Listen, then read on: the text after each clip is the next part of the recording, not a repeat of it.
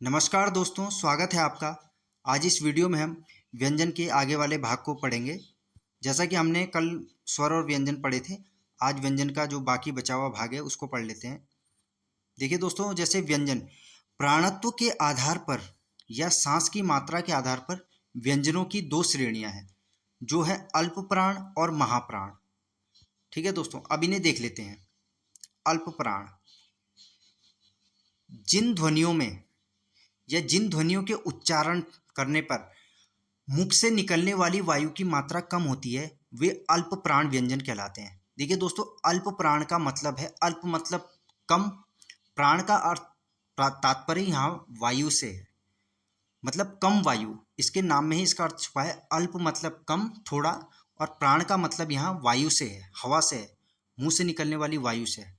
ठीक है दोस्तों, तो देखिए जैसे क, ग, अंग, च, ज, य, ट, ड, ण। तो दोस्तों इसमें एक याद रखने वाली बात यह है कि प्रत्येक वर्ग का पहला, तीसरा और पांचवा व्यंजन अल्प प्राण होते हैं। जैसा दोस्तों हमने कल की वीडियो में पढ़ा था, जो 5 वर्ग हैं, क, च, ट, त, प, क वर्ग, च वर्ग, प वर्ग, ट वर्ग, त वर्ग, तो प्रत्येक वर्ग का पहला, तीसरा और पांचवा व्यंजन अल्प प्राण होते हैं। ठीक है दोस्तों, अब पढ़ते हैं दोस्तों महाप्राण। महाप्राण महाप्राण वे ध्वनियां हैं जिनके उच्चारण में मुख से निकलने वाली वायु की मात्रा अपेक्षाकृत अधिक होती है, वह महाप्राण व्यंजन कहलाते हैं। देखिए दोस्तों, इसके नाम में ही इसका अर्थ छुपा है। महाप्राण मतलब जिसमें वायु की मात्रा ज़्यादा निकले। अल्प प्राण की तुलना में यहाँ पे वायु ज़्यादा निकल रही है मुख से। ठीक है दोस्तों, इस चीज़ को आप याद रखिए। तो दोस्तों जैसे है ख, घ, छ, ज, झ, थ, द, फ, भ। तो दोस्तों इसमें नोट याद रखिए, प्रत्येक वर्ग का जो भी वर्ग है, ये क, च, क वर्ग, च वर्ग, ट वर्ग, त वर्ग, प वर्ग, प्रत्येक वर्ग का दूसरा और चौथा व्यंजन महाप्राण होते हैं। ठीक है दोस्तों, जैसे दोस्तों देखिए, जैसे दोस्तों ये क वर्ग है, तो क वर्ग में क, ख, ग, घ और अंग। तो दोस्तों जैसे ये है, तो इसमें प्रत्येक वर्ग का दूसरा और चौथा, इसका दूसरा वर्ण ख और इसका चौथा वर्ण घ। तो दोस्तों ये महाप्राण होंगे। ठीक है दोस्तों, ये कहने का मतलब है। और वैसे ही दोस्तों अल्प प्राण में है, तो अल्प प्राण में भी दोस्तों ऐसी है, जैसे ये क वर्ग है, तो क वर्ग में क, ख, ग, घ और अंग, जैसे ये 5 वर्ण हैं। तो प्रत्येक वर्ग का पहला, तीसरा और पांचवा, तो प्रत्येक इस वर्ग का पहला क, तीसरा ग और पांचवा अंग, ये दोस्तों अल्प प्राण की श्रेणी में आते हैं। देखिए दोस्तों, इनको उच्चारण करके ही आप देख लीजिए, जैसे क, ख, जैसे क, ग और अंग, तो इसमें इनका उच्चारण करने पर मुख से वायु, जिसे यहाँ पे प्राण बोला गया है, वायु की मात्रा कम निकल रही है महाप्राण की तुलना में। ठीक है दोस्तों, अब जैसे दोस्तों ये महाप्राण के जो उदाहरण हैं, इन्हें देखिए, ख, घ, तो इन्हें बोलने पे हमारे मुख से वायु की मात्रा अल्प प्राणी की तुलना में ज़्यादा निकल रही है। ठीक है दोस्तों, तो दोस्तों ये आपको ये नोट जरूर याद रखना है, ये चीज़ आप जरूर याद रखना। ठीक है दोस्तों, अब आ जाते हैं हम उच्छिप्त व्यंजन पे। देखिए उच्छिप्त व्यंजन हमने कल भी पढ़े थे, बाकी इसमें मुझे आपको आज ये बताना था। उच्छिप्त व्यंजन 2 होते हैं, ये तो हमने कल पढ़ा ही था दोस्तों। इसमें अड़ और ढ, देखिए इसके नीचे बिंदी है ना, तो ये अड़ और ढ। ठीक है दोस्तों, दोनों ही ये व्यंजन सघोष हैं, परंतु अगर क्वेश्चन पेपर में डायरेक्ट एग्जामिनर ये पूछ लेता है दोस्तों कि बताइए अड़ अल्प प्राण है या महाप्राण, ठीक है दोस्तों, तो ये अड़ अल्प प्राण है, ये दोस्तों अल्प प्राण है, और अढ़ ये महाप्राण की श्रेणी में आता है। देखिए दोस्तों, दोनों का आप उच्चारण करके देखिए, इन्हें बोल के देखिए, अड़, तो इसमें वायु की मात्रा कम निकल रही है, और आप बोलिए अब ढ़, तो इसमें वायु की मात्रा ज़्यादा निकल रही है। ठीक है दोस्तों, हैं ये दोस्तों दोनों ही सघोष। सघोष का मतलब जे वे वर्ण जिन्हें बोलने पर स्वर यंत्रियों में कंपन होता है, दोनों ये सघोष हैं, परंतु अड़ अल्प प्राण है और ढ़ महाप्राण है। ठीक है दोस्तों, इस बात को आप याद रखिए, यहाँ से डायरेक्ट क्वेश्चन आ जाता है एग्जाम में। अब दोस्तों देखिए, जैसे ये कल भी मैंने ये क वर्ग, च वर्ग, ट वर्ग, त वर्ग और प वर्ग बताया था। तो दोस्तों देखिए, जैसे ये दिया गया है दोस्तों, यहाँ से दोस्तों एग्जामिनर डायरेक्ट पूछ लेता है। जैसे ये क, ग और अंग ये अल्प प्राण है। तो दोस्तों देखिए 1, 3 और 5 प्रत्येक वर्ग का पहला, तीसरा और पांचवा, तो इसे आप याद रखेंगे अल्प प्राण। प्रत्येक वर्ग का पहला वर्ण, तीसरा वर्ण और पांचवा वर्ण। और महाप्राण में दोस्तों अगर एग्जामिनर डायरेक्ट क्वेश्चन पेपर में ये पूछ लेता है, बताइए न महाप्राण है या अल्प प्राण है, तो आपको मैंने बताया ये आता है पांचवा वर्ण है, तो ये अल्प प्राण होगा। और देखिए वैसे ही अगर जैसे, और महाप्राण के लिए क्या है, महाप्राण के लिए प्रत्येक वर्ग का दूसरा और चौथा वर्ण। ठीक है दोस्तों, तो 1, 3, 5 अल्प प्राण, 2 और 4 महाप्राण, प्रत्येक वर्ग का दूसरा और चौथा वर्ण महाप्राण होंगे। ठीक है दोस्तों, इस चीज को आप याद रखिए, यहाँ से क्वेश्चन पेपर में डायरेक्ट क्वेश्चन बनता है। ठीक है दोस्तों, चलिए आगे देखते हैं।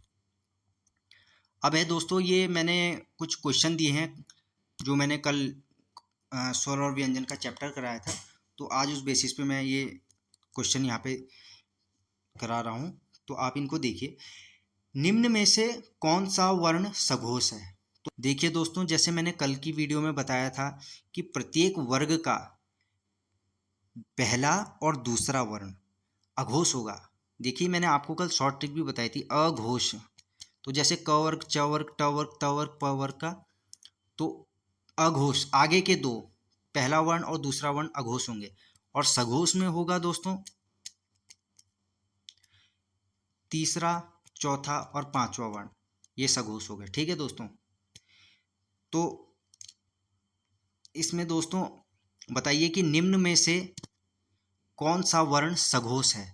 तो फ सघोष है, प फ नहीं, ये सघोष नहीं होगा। च छ ये भी नहीं होगा।